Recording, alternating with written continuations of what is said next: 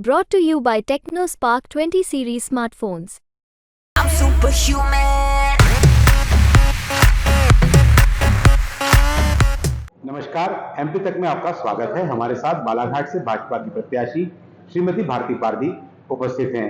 एक आम कार्यकर्ता से अपना सफर शुरू करके अब एक लोकसभा प्रत्याशी तक पहुंचने की उनकी जर्नी पे आइए जानते हैं कैसा रहा उनका अनुभव।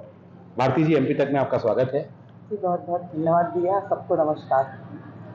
क्या आपको भरोसा था इस बात का कि पार्टी आपके संघर्ष को मौका देगी, आपको टिकट मिलने वाली है? टिकट मिलने के जो पहले मोमेंट तक क्या फीलिंग थी? भरोसा इसीलिए था कि भाजपा में ही ये सब कुछ संभव है, मोदी है तो मुमकिन है। भारतीय जनता पार्टी एकमात्र ऐसी पार्टी है जो कार्यकर्ताओं के कार्यों का मूल्यांकन करती है और उसके आधार पर ही उसे सम्मान मिलता है। मैं अपने आप को बहुत भाग्यशाली मानती हूँ कि भारतीय जनता पार्टी की मैं एक छोटी सी कार्यकर्ता हूँ। जिस तरीके से कि हमारी सरकार महिला सशक्तिकरण की बात करती है और महिलाओं के आरक्षण की बात करती है, मैं तो मानती हूँ कि बालाघाट में भारतीय जनता पार्टी ने मुझे प्रत्याशी बनाकर ये साबित कर दिया कि भारतीय जनता पार्टी के कथनी और करनी में कोई अंतर नहीं है। वो जो मोमेंट जब टिकट की घोषणा होने वाली थी, सारे कार्यकर्ता वेट कर रहे थे, क्या कर रही थी आपको? कैसे मालूम पड़ा? किसी बड़े नेता से मालूम पड़ा? क्या मीडियम था जब ये पता चला कि टिकट मिल गई है?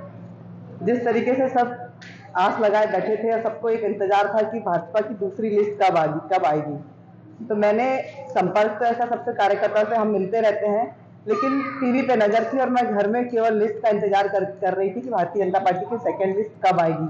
और जैसे ही मुझे मेरा नाम दिखा तो एक सेकंड के लिए तो मुझे मतलब एक अचंभा सा लगा। सबसे पहले मैं ईश्वर के सामने गई, घर में अपने मंदिर पर जाके प्रणाम की कि ईश्वर तेरे घर देर है अंधेर नहीं है। सबके ईश्वर के आशीर्वाद से आप मैदान पे उतरी हैं।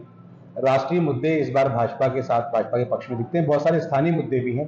किन मुद्दों को लेकर अपनी बात लोगों के बीच पहुंचाएंगी?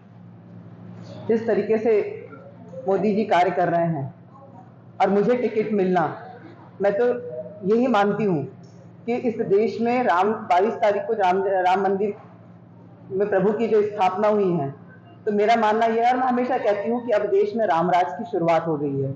और मैं ये मानती हूँ कि वो पहला आशीर्वाद मुझे मिला है और सेवा करने का बालाघाट जिले के लिए।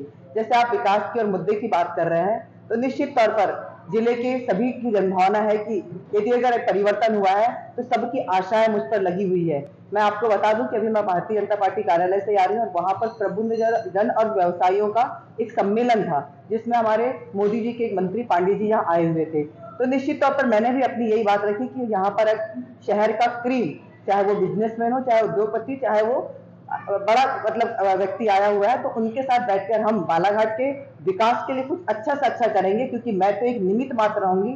इस जिले के जितने बड़े लोग, जितने व्यापारी लोग हैं, उन लोगों के मनसा के अनुरूप वो जो चाहते हैं, ऐसा कुछ अच्छा करने का प्रयास करूंगी। एक कार्यकर्ता को एक बड़ी जिम्मेदारी पार्टी ने दी है। आपने लगातार पार्टी के लिए काम किया है।